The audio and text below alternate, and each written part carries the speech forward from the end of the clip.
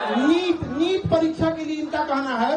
तो कुछ पत्रकार हम टीचरों को कहीं कह रहे हैं कि हम लोग के पास पता नहीं क्या बुद्धि वगैरह का, उनका कहना है कि हम लोग के पास इतना बुद्धि नहीं है। अजीब हाल है। देखिए, नीट पेपर में कहा गया है कि एयरफोर्स पेपर को पहुंचाएगा। अच्छी बात है, आप इनिशिएशन ले रहे हैं, लेकिन समझिए मलेरिया की बीमारी में टाइफाइड का इंजेक्शन नहीं मारा जाता है। नीट पेपर परीक्षा पेपर पहुंचने की समस्या नहीं थी कि एयरफोर्स का हम यूज कर रहे हैं। समस्या थी जहां से छप रहा है, जहां से बन रहा है, वहीं पे लीक हो जा रहा है।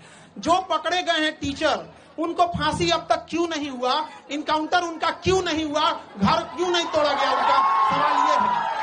आप में से बताइए, इतने लोग, ये सब सिलेक्टेड पुलिस वाले हैं यहाँ पर, इन सब से कहते हैं पेपर लीक करने वालों को बकसना चाहिए, किसी को नहीं बकसना चाहिए यहाँ पर।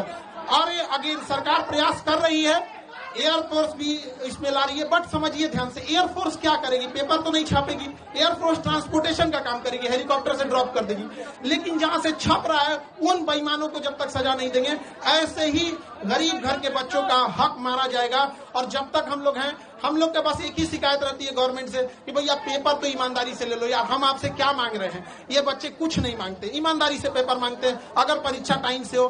देखिए, अभी एनटीए को गरिया रहे थे लोग, एनटीए का एक अफसर है, वो कह रहा है कि पेपर लीक नहीं हुआ है, कुछ क्वेश्चन बाहर आ गए हैं। ये अगर हॉस्पिटल में रहता तो कहता मरीज मरा नहीं है, सांसें बंद हो गई हैं। पागल है सब वहां बैठा हुआ, हम क्या बोलेंगे। अभी एनटीए को गरियाया, मन नहीं भरा, सीयूईटी का पेपर नाश दिया। बताइए, एक बच्चे के मनोबल पर कितना बुरा असर पड़ेगा। हम लोग परेशान हो जाते हैं। और पत्रकार में कुछ लोग कहते हैं कि हम लोग, शिक्षक लोग को कुछ आता नहीं, पढ़ा के पसीना से कपड़ा भीग जाता है। यहाँ पे जितना पसीना ये लोग बहाते हैं, उतना साथ में हम लोग भी बहाते हैं। ये बैठ के पढ़ते हैं, हम लोग खड़ा होकर पढ़ाते हैं यहाँ पर। लेकिन अगर कोई पेपर लीक कर देता है ना, बताइए कैसे बर्दाश्त। ये एसी में रहने वाले को नहीं पता चलेगा कि इन बच्चों का पूरा चेहरा देखिए, पढ़ते पढ़ते भीग जाते हैं पसीना से, लेकिन कोई सुनने वाला इनका नहीं है।